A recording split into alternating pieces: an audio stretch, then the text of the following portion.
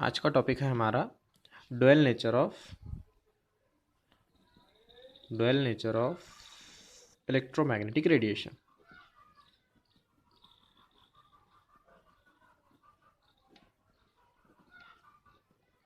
ठीक है, dual nature of electromagnetic radiation. तो जैसा इसका टॉपिक है हमारा, उस पर से हमारे समझ में आता है कि जो इलेक्ट्रोमैग्नेटिक रेडिएशन है उसके डुअल नेचर है। डुअल नेचर कौन कौन से? पहला नेचर इसका वेव का है और दूसरा नेचर इसका पार्टिकल का है। ठीक है, तो क्या बोला गया है कि इलेक्ट्रोमैग्नेटिक रेडिएशन जो है वो दो चीज़ों की तरह ट्रीट किया जा सकता है। एक वेव की तरह भी ट्रीट किया जा सकता है और पार्टिकल की तरह भी ट्रीट किया जा सकता है। ठीक है, तो वेव की तरह ट्रीट किया जाता है या किया जा सकता है, ये हमको कैसा पता चला? नेचुरली लाइट के कुछ फेनोमेनॉन हैं जो हमको देखने को मिलते हैं, उस पर से हम कंक्लूड करते हैं कि जो इलेक्ट्रोमैग्नेटिक रेडिएशन है वो वेव है। ओके, फिर उसी तरह कुछ फेनोमेनॉन ऐसे हैं जिससे हम ये कंक्लूड करते हैं कि इलेक्ट्रोमैग्नेटिक रेडिएशन पार्टिकल है। ठीक है, तो कौन से ऐसे फेनोमेनॉन हैं जो इलेक्ट्रोमैग्नेटिक रेडिएशन को वेव बोलते हैं वो हम देखेंगे। फिर उसके बाद कौन से ऐसे फेनोमेनॉन हैं जो इलेक्ट्रोमैग्नेटिक रेडिएशन को पार्टिकल बोलते हैं वो हम देखेंगे। ओके, और उसको समझेंगे कि किस तरह ये डुअल नेचर होता है। ओके, तो पहला हम फेनोमेनॉन देखते हैं, इंटरफेरेंस। इंटरफेरेंस जो है वो लाइट में होता है। इंटरफेरेंस होता क्या है कि जब कभी भी कोई वेव इस तरह ट्रैवल कर रही हो, ओके, और दूसरी वेव इसके ऊपर ओवरलैप हो, किस तरह? ऐसा। ठीक है, इस तरह दूसरी वेव ओवरलैप हुई तो इनका रिजल्टेंट क्या होता है? इनका रिजल्टेंट क्या होता है? ये जो इनकी एम्पलीट्यूड है, इनकी जो एम्पलीट्यूड है उनकी एडिशन हो जाती है और फिर हमको कुछ बड़ी वेव मिलती है, दोनों का रिजल्टेंट इस तरह। ये दोनों की एडिशन की है और उनका एम्पलीट्यूड ये आ गया। ठीक है, अगर एक एम्पलीट्यूड A1 दूसरा एम्पलीट्यूड A2 था तो ये जो एम्पलीट्यूड है A1 प्लस A2 बन गया। ठीक है, तो ये होता है इंटरफेरेंस। ठीक है, तो यही इंटरफेरेंस पैटर्न जो है, इंटरफेरेंस हमको लाइट में देखने को मिलता है। उसका एक्सपेरिमेंट अंडरस्टैंड होने के लिए है हमारे पास एक एक्सपेरिमेंट जिसे हम डबल स्लिट एक्सपेरिमेंट बोलते हैं। Double slit experiment. ठीक है, इसमें क्या होता है, यहाँ से हम जो है लाइट इसके ऊपर इंसिडेंट करते हैं। ओके, यहाँ पर हमारा स्क्रीन होता है और जब लाइट यहाँ से आती है तो इस तरह के रिपल्स बनते हैं। ओके, इस तरह के रिपल्स बनते हैं और फाइनली हमको स्क्रीन पर क्या किस तरह का पैटर्न मिलता है, मैं थोड़ा शॉर्ट में ही बता रहा हूँ आपको। ओके, हमको स्क्रीन पे किस तरह का पैटर्न देखने को मिलता है, इस यहाँ पर अगर डार्क है, यहाँ पर अगर डार्क है तो ये ब्राइट होता है, यहाँ पर डार्क है तो ये ब्राइट होता है, यहाँ पर डार्क है तो फिर ये ब्राइट होता है। मतलब अल्टरनेट ब्राइट डार्क हमको देखने को पैटर्न मिलते हैं। ठीक है, ऐसा क्यों हो रहा है? क्योंकि हम जब बताते हैं कि लाइट इसमें से ट्रैवल कर रहा है और इसके जो वेव रिपल्स जो निकल रहे हैं, वेव जिस तरह निकल रहे हैं, जैसे हम वेव को किस तरह बताते हैं, ये वाला। ओके, मतलब ये इसको अब ऊपर के पार्ट को क्रस्ट कहते हैं, नीचे के पार्ट को ट्रफ कहते हैं। तो अल्टरनेट क्रस्ट ट्रफ आते हैं और जब इनका क्रस्ट क्रस्ट मैच होता है, इनका क्रस्ट मैच होता है तो वो यहाँ पर हमको उसका रिजल्ट देखने को मिलता है। और जब क्रस्ट ट्रफ, मतलब मैंने यहाँ पर नहीं बताया, यहाँ पर बता देता हूँ आपको कि एक वेव है जिसका जो इस तरह ट्रैवल कर रही है और दूसरी वेव है जो इस तरह ट्रैवल कर रही है। ठीक है, देखो दोनों का एम्पलीट्यूड सेम है और एक का क्रस्ट तो एक का ट्रफ है। इसका जो रिजल्टेंट होता है वो हमको डार्क मिलता है, मतलब कोई वेव नहीं मिलती। क्यों? क्योंकि ये एम्पलीट्यूड और ये एम्पलीट्यूड सेम है, दोनों का सब्ट्रैक्शन होता है और एम्पलीट्यूड ज़ीरो होता है। ओके, तो वही केस यहाँ पर हो रही है। जब एक का क्रस्ट एक का ट्रफ ओवरलैप कर रहा है तो वो हमको, अगर आप ऐसा देखेंगे क्रस्ट और ट्रफ, तो इस तरह डार्क पॉइंट मिलता है। तो इस तरह हमको इंटरफेरेंस लाइट के अंदर ऑब्जर्व करने को मिलता है, ये एक्सपेरिमेंट के थ्रू, जिसे हम डबल स्लिट एक्सपेरिमेंट बोलते हैं। ओके, तो ये जो पैटर्न हमको मिला है, इस पैटर्न से हम ये कंक्लूड करते हैं कि लाइट यहाँ पर एज अ वेव ट्रीट की जा रही है। ओके, ये हमारा पहला एक्सपेरिमेंट था जिसने हमको ये बताया कि light is a wave. Okay, और electromagnetic radiation is a wave. Okay, अब हम दूसरा एक्सपेरिमेंट देखते हैं। दूसरा एक्सपेरिमेंट हम ये देख रहे हैं कि जो हमको ये बता रहा, फिर से वही कि हमको वो ये बताएगा कि इलेक्ट्रोमैग्नेटिक रेडिएशन जो वेव की तरह ट्रीट करते हैं। ओके, तो दूसरा हमारा फिनोमेनॉन है पोलराइजेशन। ठीक है, पोलराइजेशन में क्या होता है कि हम अनपोलराइज लाइट मतलब ऐसी लाइट जिसके electric vibration all possible direction में प्रेजेंट हो।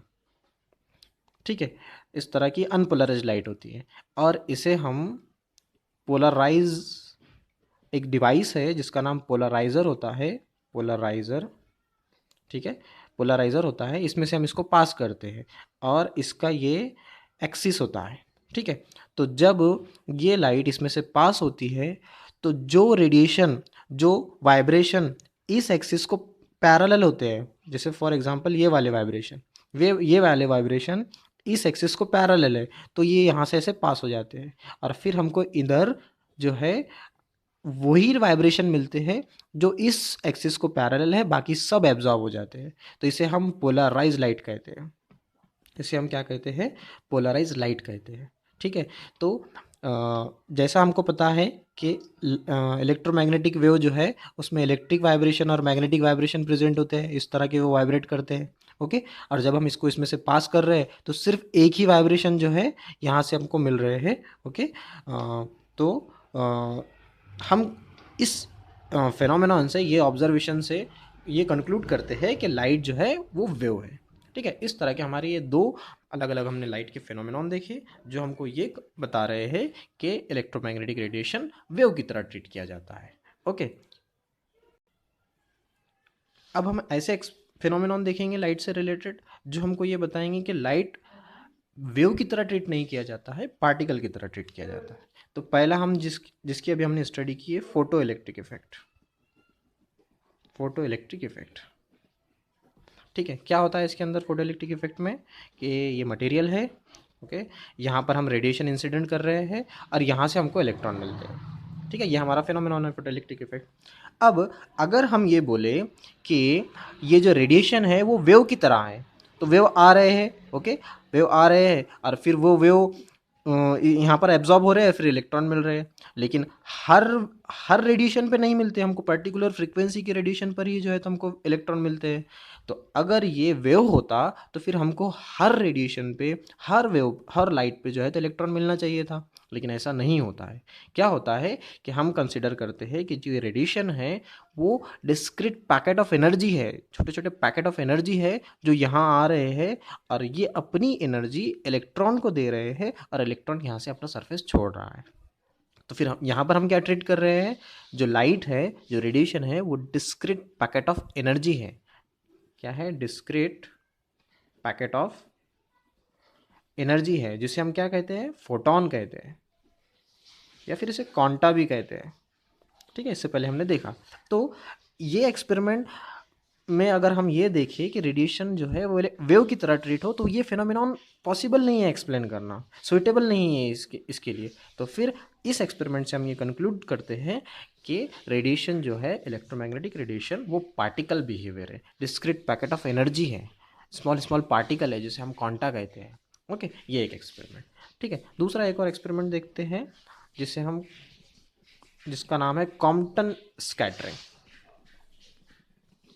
क्या है कॉम्पटन स्कैटरिंग? इसमें क्या होता है वो समझने की कोशिश करते हैं कि इस एक्सपेरिमेंट में यहाँ पर इलेक्ट्रॉन रखा जाता है।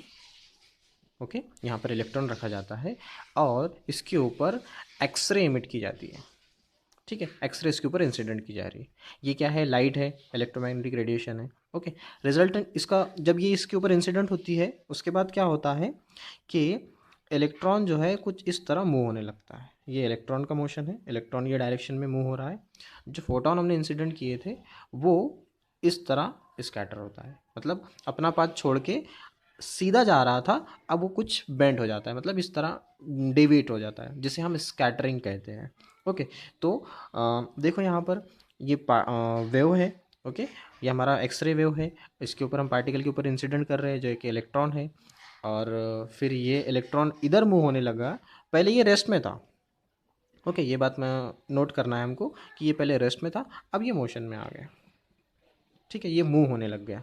ठीक है, तो यहाँ पर क्या है, अगर हम ये कंसिडर करें कि ये एक्स रे जो है वो लाइट वेव है, तो फिर वेव पार्टिकल पे तो एक तो इसने ट्रांसमिट हो जाना चाहिए था, या फिर रिफ्लेक्शन रिफ्लेक्शन होना चाहिए था। जिस तरह हम देखते हैं कि कोई भी मटेरियल पे अगर हमने लाइट इंसिडेंट किए तो वो एक तो रिफ्लेक्ट होती है, या फिर एब्जॉर्ब हो जाती है, या फिर ट्रांसमिट होती है। ऐसे तीन अलग अलग पॉसिबिलिटी है। तो यहाँ पर वो होना चाहिए था, लेकिन इन तीनों में से यहाँ पर कुछ भी नहीं हुआ। इसमें क्या हुआ कि इस एक्सरे ने कुछ एनर्जी इस इलेक्ट्रॉन को दे दी, और वो मूव होने लगा, और ये भी खुद मूव हो रहा है। तो मतलब हम अगर यहाँ पर उसको वेव की तरह ट्रीट करेंगे तो ये रिजल्ट जो हमको देखने को मिल रहा है ये गलत होगा। इसलिए हम यहाँ पर बोलेंगे कि ये जो एक्सरे है वो एक पार्टिकल की तरह ट्रीट किया जाएगा। ये पार्टिकल ने इसके साथ कोलिजन किया, अपनी कुछ एनर्जी इसको दे दिया, और फिर अब वो भी खुद मूव होने लगा, और ये भी खुद मूव होने लगा। ओके, तो इस तरह इस एक्सपेरिमेंट ने हमको ये बताया कि जो रेडिएशन है वो पार्टिकल की तरह ट्रीट किए जाते हैं। ओके, इस तरह जो है तो हमने ये देखा इस लेक्चर में कि इलेक्ट्रोमैग्नेटिक रेडिएशन जो है वो डुअल नेचर के हैं। कौन कौन से डुअल नेचर के हैं? एक वो वेव की तरह भी ट्रीट किया जाता है, और दूसरा पार्टिकल की तरह भी ट्रीट किया जाता है। ठीक है, तो ये था हमारा electromagnetic radiation, dual nature of electromagnetic radiation. ठीक है।